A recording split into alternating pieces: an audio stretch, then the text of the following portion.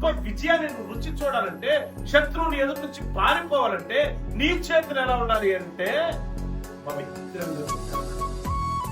పవిత్రమైన చేతులతో నీ రెండు చేతులు అలా పైకెత్తి ప్రార్థన చేయి. దేవుని బలం అలా దిగు.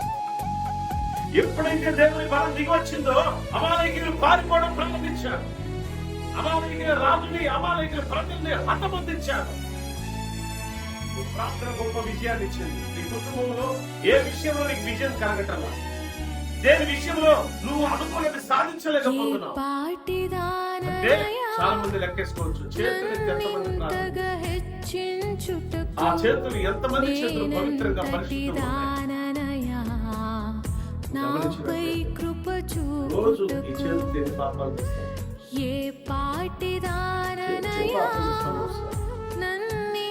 అబద్ధంతో మోసం చేయడం, చూసుకోలేదు కూడా పాపం.